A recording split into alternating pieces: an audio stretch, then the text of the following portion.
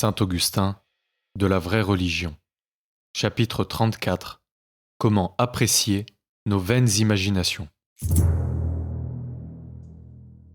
Aussi doit-elle redresser une manière d'agir aussi dépravée, mettre en haut ce qui est en bas, et en bas ce qui est en haut, sans quoi elle ne peut prétendre au royaume des cieux.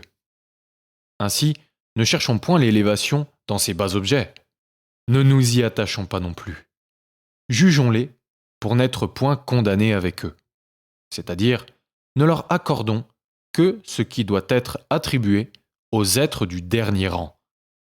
Si nous cherchons à être des premiers parmi les derniers, nous serons comptés entre les derniers par les premiers. Ce ne serait pas nuire aux derniers, mais ce serait pour nous le comble du malheur. L'ordre providentiel n'y perdrait rien non plus de sa beauté, car il traite les injustes avec justice et les méchants avec convenance. Si donc la beauté des créatures visibles ne nous trompe que pour ne réaliser point complètement l'unité qui la maintient, sachons qu'elle nous trompe, non parce qu'elle est, mais parce qu'elle n'est pas.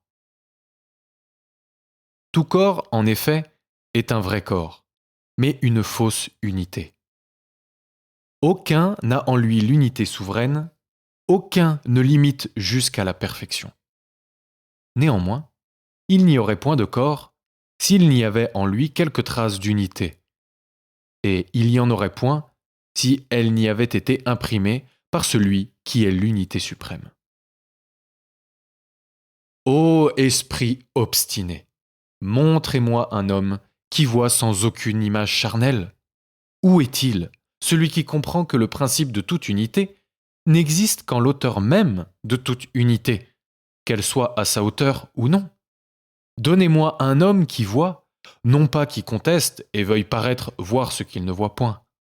Donnez-moi un homme qui résiste au sens charnel et aux plaies qu'ils ont faites à son âme, qui résiste à l'entraînement de la coutume et aux louanges des hommes, qui pleure ses péchés sur la couche et renouvelle son esprit, qui n'aime point les vanités et ne cherche point le mensonge, qui sache se dire à lui-même « S'il n'y a qu'une seule ville de Rome, fondée au bord du Tibre par je ne sais quel Romulus, celle que je forme dans ma pensée est fausse, elle n'est point la véritable. Je n'y suis pas non plus en esprit, autrement, je saurais ce qui s'y passe.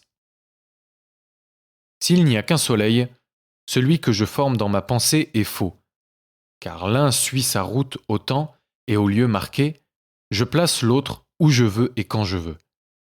Si je n'ai que cet ami, celui que je forme dans ma pensée est faux aussi, car je ne sais où est celui-là, celui-ci va au gré de mon imagination. Moi-même, je suis un. Je sens que mon corps est ici. Et cependant, mes pensées me conduisent où je veux, me font parler avec qui je veux. Évidemment, tout cela est faux, et personne n'a l'intelligence de ce qui est faux. Je ne puis donc le comprendre lorsque je m'y arrête et que j'y crois, car je ne dois comprendre une chose qu'autant qu'elle est vraie. N'est-ce pas ainsi qu'on doit raisonner sur ce qu'ils appellent les fantômes? Comment donc mon âme est-elle remplie d'illusions? Où est la vérité que contemple l'intelligence? À cette question, on pourra répondre. La vraie lumière est celle qui te montre la fausseté de ces images. Par elle, tu découvres cette unité suprême d'après laquelle tu juges tout ce que tu vois, tout en comprenant qu'elle n'est rien de ce qui change.